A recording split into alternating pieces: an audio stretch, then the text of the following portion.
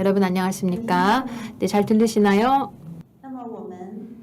그러면 전체 글로벌 지구 온난화에 관련돼 대해서 말씀을 드렸고요. 지속적으로 온도가 올라가고 있고 파리 협정을 통해서 우리가 기후 변화 대응을 강화할 필요가 있다라는 말씀을 드렸었습니다. 그럼에도 불구하고 지금 저희가 기후 변화 대응을 하기 위해서 많은 노력을 해야 하는데요. 지금 보시는 것처럼 지구 온난화는 1도가 지금 넘어갔기 때문에 거의 1.5도에 다다르고 있습니다. 그래서 억제할 필요가 있고요. 중국은 전 세계에서 기후 변화에서 가장 취약한 지역이고 많은 영향을 받고 있는 지역입니다. 온도 상승 속도도 세계 평균을 한참 못도는 수준에 머물러 있습니다. 그리고 현재 이상 기후가 지속적으로 증가가 되고 있습니다. 지금 이상 기후도 늘어나고 있는 추세인데요. 이거는 전 세계와 마찬가지라고 생각이 됩니다. 조금 전에 KR 추 박사님께서도 말씀을 해주셨는데 한국도 이상 기후가 올해 많이 나타난 것으로 알고 있습니다. 전체 이산화탄소 배출량의 아태 지역 같은 경우에는 이미 전체의 절반 이상을 차지하고 있습니다. 그렇기 때문에 우리가 모두 노력을 해서 기후변화를 대응할 필요가 있다고 생각을 하고 있습니다. 매우 필요한 조치라고 생각을 합니다. 전체 총량에서 중국에서는 2014년에는 공개된 수치를 보면은 123억 톤을 배출을 했습니다. 이어서 중국의 에너지 생산과 소비 혁신 성과를 이제 비교해서 보시면은 현재 중국은 이산화탄소 배출을 저감시키기 위해서 많은 노력을 하고 있습니다. 총량은 물론 여전히 많지만 이산화탄소 배출 강도, 집약도를 보시면 지속적으로 하락을 하고 있습니다. 지금 이스라엘을 통해서 보시면은 국내의 GDP는 지속적으로 상승을 하고 있지만 이산화탄소 배출량, 집약도는 하락을 하고 있습니다. 그렇기 때문에 이스라엘을 통해서 중국은 현재 이산화탄소 배출 저감에서 많은 노력을 하고 있는 것을 알 수가 있습니다. 2020년에 중국의 시진핑 주석께서는 중국은 2030년 전까지 탄소 정점에 도달하고 2060년까지는 탄소 중립을 실현할 것을 천명한 바가 있습니다. 이것은 중국에게 있어서 굉장히 도전적인 과제이자 목표라고 할 수가 있겠습니다.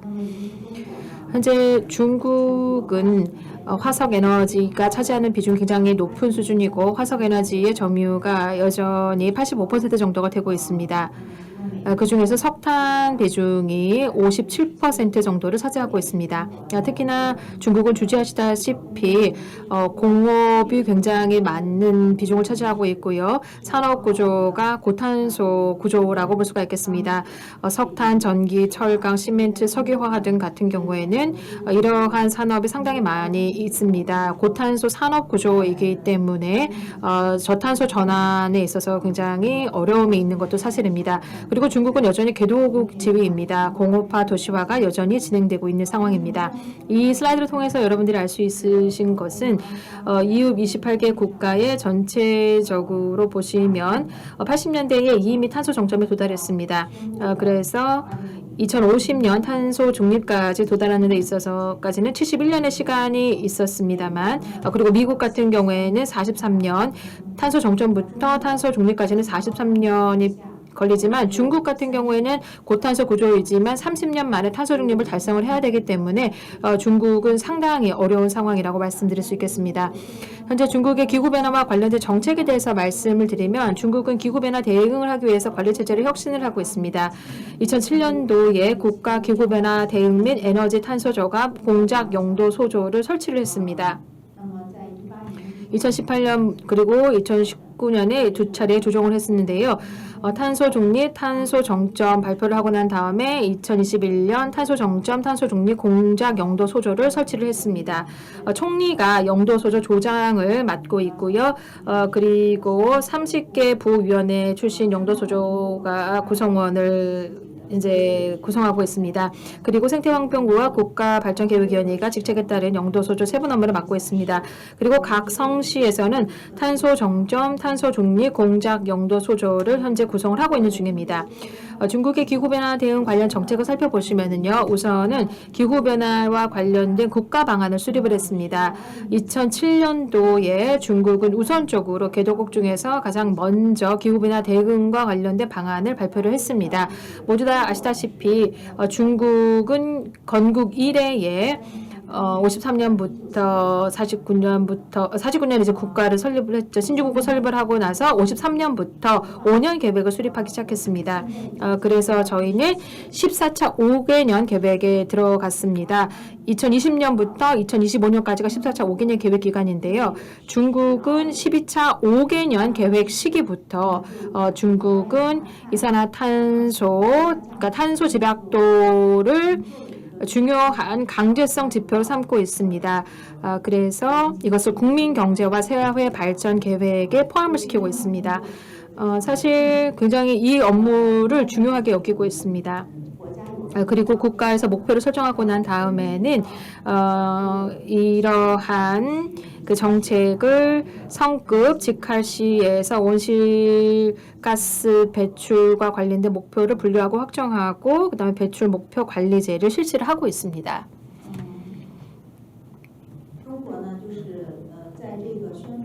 중국은 탄소 종점, 탄소 중립을 선포하고 난 다음에 1+N 정책 구조를 구축을 했습니다. 1+1이라는 것에 있어서 우선 1이라는 것은 바로 탄소 정점, 탄소 중립의 기본 계획을 제정하고 발표를 했습니다. 이 기본 계획이라는 것에 그 플러스 N이 있는데요. N이라는 것은 탄소 정점 도달에 있어서 N개의 방법이 있다는 것입니다. 그래서 목표 달성을 위해서 세부 정책을 수립을 했는데요. 그래서 이러한 전체적인 구조를 1+N이라고 이야기를 하고 있습니다. N에는 포함된 것을 보시면 에너지라든지 공업, 도농건설, 교통, 운수, 농업, 농촌, 그리고 분야별, 산업별 탄소 정점 시행 방안을 수립을 했습니다. 과학기술, 재정, 금융, 가격, 탄소 흡수원, 에너지 전환, 오염 감소 및 탄소 저감 등에서도 여러 가지 지원 방안을 수립을 했습니다. 이러한 방안이 굉장히 많기 때문에 이것을 모두 합쳐서 그냥 N 정책이라고 이야기를 하고 있습니다. 현재 진행 상황에 대해서도 좀 말씀을 드리면은요. 이 1이라는 것은 이미 작년 10월달, 2021년 10월달에 중국 공산당 중문위원회 국무원회에서 공동으로 발표한 문건이 있습니다. 신발전 이념의 철저한 시행을 통한 탄소 정점, 탄소 중립 실현에 관한 의견이 되겠습니다. 이름이 상당히 좀 긴 명칭의 법명인데요. 탄소 정점과 탄소 중립을 위한 기본 문건이라고 보시면 될 것 같습니다. 그리고 이 밑에는 1.1이라는 것이 있는데요. 실질적으로 1.1이라는 것은 전체 중국이 2030년 전에 탄소 정점 도달을 위한 행동 방안이 되겠습니다. 그리고 나서 작년 10월 달 이후에 각 부처와 위원회에서는 관련된 정책들을 마련을 했습니다. 탄소 정점에 관련된 실행 방안을 수립을 했는데요. 몇 가지를 좀 말씀을 드리면은요. 생태환경부의 7개 부위원회에서는 올해 6월 달에 오염 감소 및 탄소 저감 시너지 효과 시행 방안을 발표를 했습니다. 중국의 생태환경부 같은 경우에는 저희는 오염물질을 관리를 해야 하고 또 오염을 감소를 시켜야 하고 또 탄소 중립, 탄소 정점에 도달해야 되기 때문에 탄소와 관련된 정책이 필요합니다. 아까 기업에서 말씀하셨던 것처럼 많은 오염물질이 오염과 탄소 배출과 어떻게 보면은 같은 근원이라고 이유라고 할 수가 있기 때문에 공동 관리가 상당히 중요하고 이러한 공동 관리가 굉장히 중요한 부분이라고 생각을 합니다. 그래서 한국에서도 유사한 여러 가지 시행 방안이 있는지 계획이 있는지 업무 방안이 있는지도 궁금합니다. 그래서 답변이 가능하면 답변을 부탁드리고요. 탄소 정점, 탄소 중립도 굉장히 과학기술의 지원이 필요합니다. 그렇기 때문에 6월 달에 과기부 등 9개 부위원회에서 탄소 정점, 탄소 중립을 위한 과학기술 지원 시행 방안을 마련했습니다. 6월 달에는 농업농촌부에서 농업, 농촌 배출 저감 및 탄소 경시 시행 방안을 발표했습니다. 그리고 올해 6월에 주택 및 도농건설부와 국가 발개위에서 도농건설 분야 탄소 정점 시행 방안을 발표했고요. 8월 달에는 공신부에서 공업 분야 탄소 정점 시행 방안을 수립을 했습니다. 이러한 시행 방안과 N 방안은 완벽하게 제정이 다 되지는 않았습니다. 지속적으로 지금 시행 방안을 마련하고 있는 중입니다. 지금 보시는 것이 이제 전반적인 이제 틀이라고 보시면 될 것 같습니다.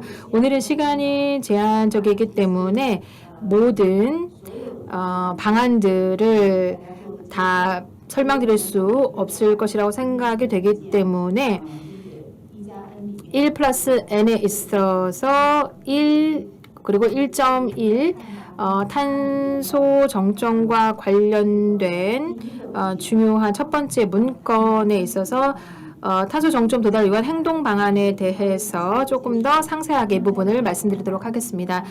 탄소 정점을 도달을 위한 행동 방안을 보시면은요, 10개의 행동 방안을 수립을 했는데 첫 번째는 바로 에너지 녹색 저탄소 전환 행동입니다.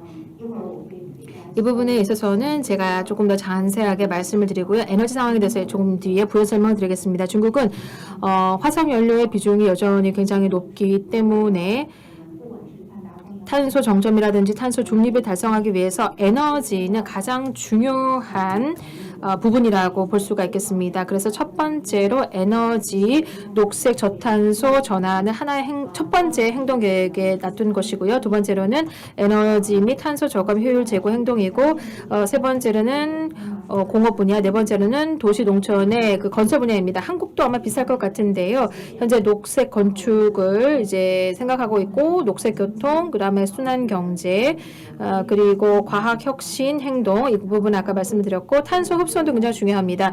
탄소 중립을 실현하기 위해서는 사실상 탄소 흡수원이 필요하고, 우리가 탄소를 더 이상 저감시킬 수 없을 때 그리고 녹색 이러한 탄소 흡수원 제고 능력도 필요하고, 녹색 저탄소 전 국민 행동, 그리고 지역별 단계적 탄소 정점이 필요합니다. 그래서 2030년 전까지 탄소 정점 도달하기 위한 행동 방안에 대해서 지금 간략하게 짚어드렸습니다.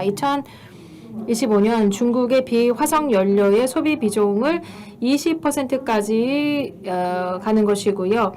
그리고 현재 15%에서 16% 정도가 되고 있는 상황입니다. 그렇기 때문에 2025년까지 3년의 시간을 통해서 20%까지 비화석 소비 비중을 확대하는 것이고요.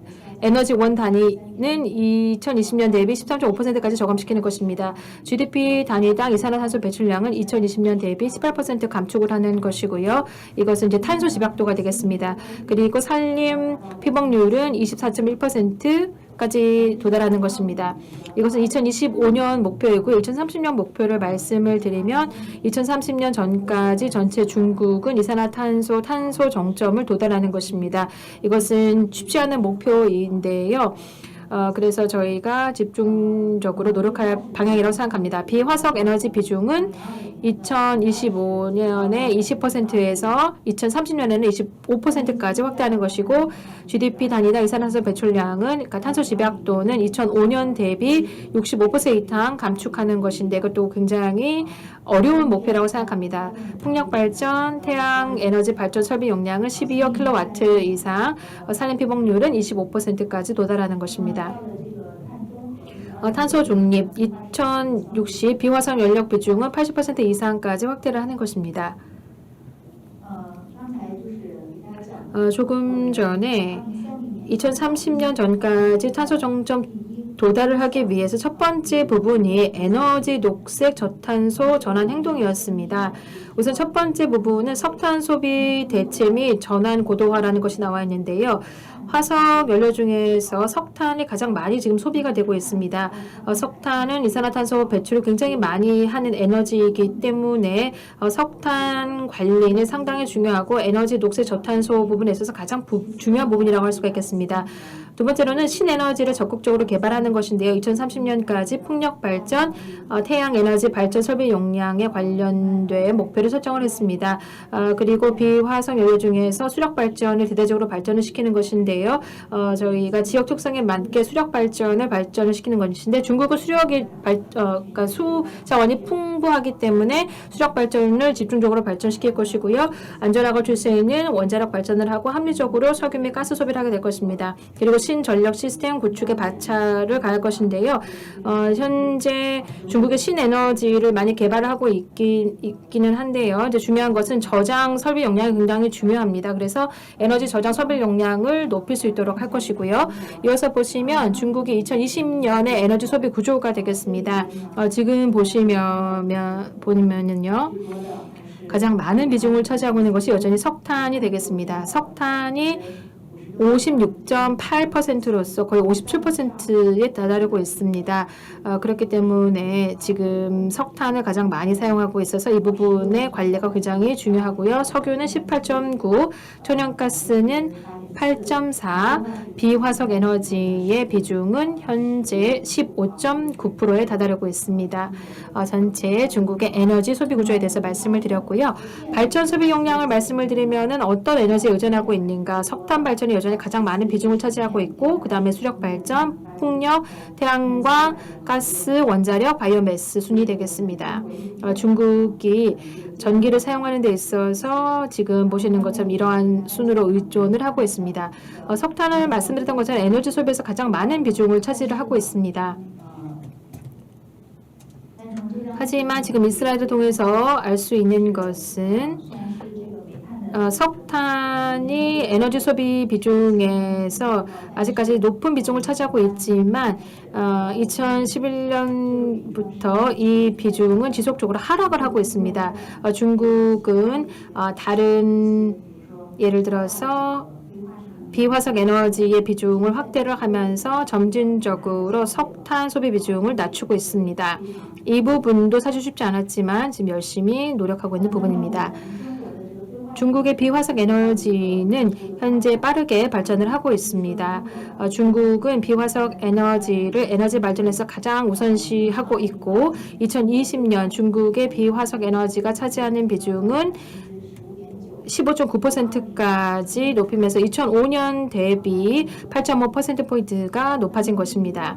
비화석 에너지 발전 설비 용량 규모는 태양광과 풍력 발전 설비 용량은 2005년 대비해서 3,000배 그리고 200배가 증가가 되었습니다. 중국은 현재 태양광 발전 같은 경우는 전 세계에서 가장 앞서 있다고 볼 수가 있고 지금 1위를 달리고 있습니다. 현재 중국의 태양광과 풍력 발전은 굉장히 빠르게 발전을 하고 있습니다. 지금 보시는 것은 비화석 에너지의 발전 설비 용량과 관련된 내용인데요. 참고하시면 될 것 같습니다. 수력은 비화석 에너지에서 39% 정도 차지를 하고 있고요. 풍력 발전과 태양광은 30% 정도가 되고요. 태양광은 그리고 그다음에 원자력 발전 이런 순서가 되겠습니다. 그리고 중국 에너지 소모에 관련된 집약도도 지금 지속적으로 하락을 하고 있습니다. 14차 5개년 계획 기간의 현대 에너지 체계 구축의 주요 목표에 대해서 말씀드리겠습니다. 우선은 GDP 이산화탄소 배출을 지속적으로 탄소 집약도를 낮추는 것인데요. 그리고 에너지 집약도도 개선할 필요가 있습니다. 비화석 에너지 발전 비중도 향상시켜야 할 것이고요. 비화석 에너지 소비도 향상시켜야 하며 전기화 비율도 30%로 향상시켜야 할 것입니다. 구체적인 숫자는 슬라이드를 참고하시기를 바라겠습니다. 2030년 탄소 정점 도달을 위한 행동 방안 두 번째를 말씀을 드리면 에너지 절약 및 탄소 저감 효율성 제고입니다.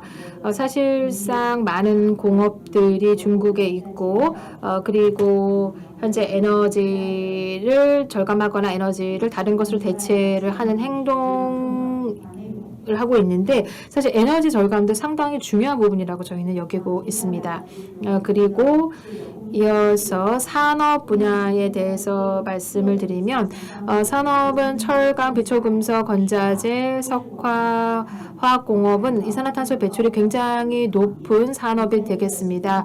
그래서 이 행동 방안에서는 이러한 업종에 어떻게 탄소 정점에 달성을 해야 되는 데 있어서 세부적인 내용이 있는데 제가 시간 관계상 설명을 생략하도록 하겠습니다. 네, 그리고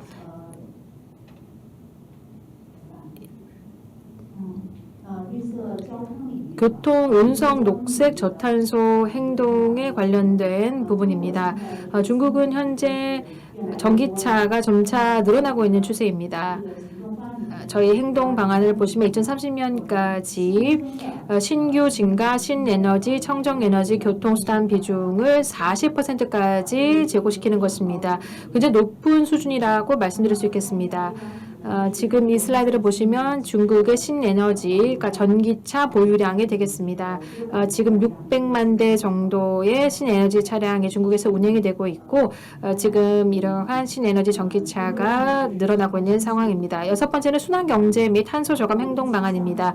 7번째는 녹색 저탄소 과학기술 혁신 행동이고요. 아까 한국 측에서도 말씀해 주셨는데요. 탄소 중립을 달성하기 위해서는 과학적인 지원이 상당히 중요합니다. 그렇기 때문에 첨단 기술의 개발이 무엇보다 필요합니다. 중국은 이를 위해서 과학기술 지원 시행 방안을 마련을 했습니다. 이것은 2022년부터 2030년까지 진행이 되는 과제에 있는데요. 우선 첫 번째로는 에너지의 녹색 저탄소 전환을 실현하는 것입니다. 두 번째로는 저탄소 및 제로탄소 공업 공정 및 재제조 기술을 발전시키는 것이고요. 세 번째로는 건물 교통 분야의 저탄소 제로탄소 기술을 발전시키는 것이고 네 번째로는 탄소 마이너스 기술 및 비이산화탄소 온실가스 배출 저감 기술 능력을 제고하는 것인데요. CCUS, 그린 카본, 블루 카본, 탄소 마이너스 기술 능력을 집중적으로 향상시키는 것입니다. 탄소 정점 도달을 위한 8번째는 바로 탄소 흡수와 능력 제고 행동입니다. 이 부분에 대해서는 더 이상 말씀 안 드리고요. 9번째로는 전 국민 행동이 필요합니다. 중국은 굉장히 큰 나라이기 때문에 31개의 성이 있습니다. 그렇기 때문에 많은 지역에서 탄소 정점을 하기 위해서는 지역에 맞는 여러 가지 정책이 필요합니다. 그리고 뭐 통일된 기본도 필요하고 또 관련된 여러 가지 법규도 새롭게 정비할 필요가 있습니다. 한국은 현재 입법 과정을 하고 있는 것으로 알고 있는데 중국도 관련된 탄소와 관련된 법규를 현재 제정을 하고 있습니다. 올해에는 기후 투용자 관련된 시범 사업을 하고 있고요. 그리고 시장화 메커니즘을 통해서 현재 저희가 탄소와 관련된 시장을 현재 또 운영을 하고 있습니다.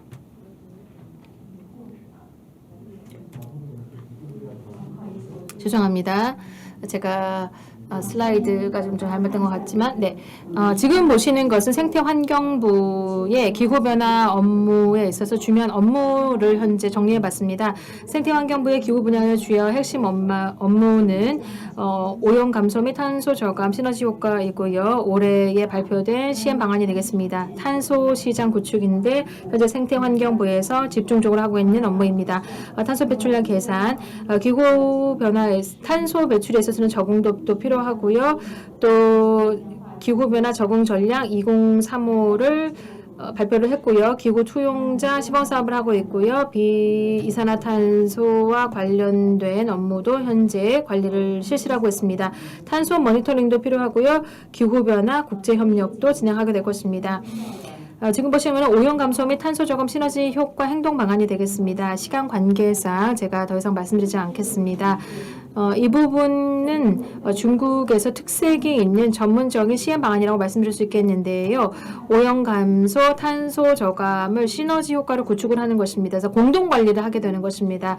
그래서 저희가 지향하는 바는 지역 그리고 산단, 기업 단위로 오염 감소, 저탄소 혁신 시범 사업을 함께 이어 나갈 수 있도록 하는 것입니다. 그리고 올해 같은 경우에는 중국이 전문적으로 국가에서 기후변화 적응, 그래서 국가 기후변화 대응 전략 2035라는 전략을 수립을 했습니다. 그래서 기후변화 적응과 대응과 관련된 정책이 수립이 되었습니다. 우선은 기후변화와 모니터링 예보와 리스크 관리를 강화를 하는 것인데요. 특히나 저희가 해수면이 상승을 하면서 해안 주변의 식량 생산에도 많은 영향을 받게 될 것입니다. 그렇기 때문에 명확하게 수자원이라든지 육지 생태계, 해양 및 해안지대, 농업 및 식량 안보, 건강 및 공중보건, 인프라 및 주요 공정, 도시 및 주거 환경, 환경 민감도가 높은 2차, 3차 등 주요 분야의 적응 과제와 조치를 명확히 했습니다.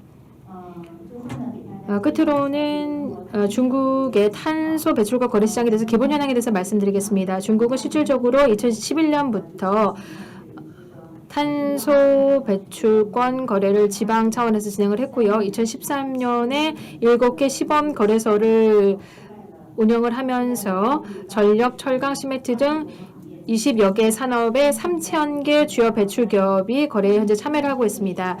이것은 이제 7개 시범 거래소가 현재 운영이 되고 있는데요. 작년 7월부터는 전국의 탄소 시장이 이제 출범을 하게 되었습니다. 그리고 첫 참여 기업은 1,162개 전력 기업이며 45억 톤 이산화탄소 배출량을 거래를 하게 되었습니다. 첫 번째는 전력 기업만 포함을 하고 있지만 이미 전 세계에서 가장 큰 탄소 거래 시장을 형성을 했습니다. 지금 보시는 것은 전체 탄소 배출권 거래 형량이 되겠습니다. 그래서 가격이라든지 거래량, 가격은 40에서 50엔 톤당이고요. 거래량 같은 경우에는 410만 톤이 현재 2021년 7월 달에 출범할 때 거래가 되었습니다. 지금 보시는 것은요, 국제 협력과 관련된 부분입니다. 기후 변화에 있어서 저희가 국제 협력이 굉장히 필요한데요. 한중 양국의 협력 플랫폼을 통해서 기후 변화 부분에 있어서 조금 더 심도 깊은 협력이 이루어지기를 바라고 있습니다. 공동으로 전 세계 기후 변화에 있어서 보다 많은 기여를 함께 하기를 바라고 있습니다. 제가 준비한 내용은 여기까지입니다. 경청해 주셔서 감사드리며 한국의 환경부와 그리고 한국환경산업협회에서 오늘 이러한 포럼을 마련해 주시고 많은 지원을 주면서 감사드리고요. 또 번역을 또 해주시고 또 굉장히 예쁘게 편집을 해주셨습니다. 그리고 포럼을 이렇게 차질없이 진행해 주신 점에 대해서 다시 한번 감사의 말씀을 전해드립니다. 감사합니다.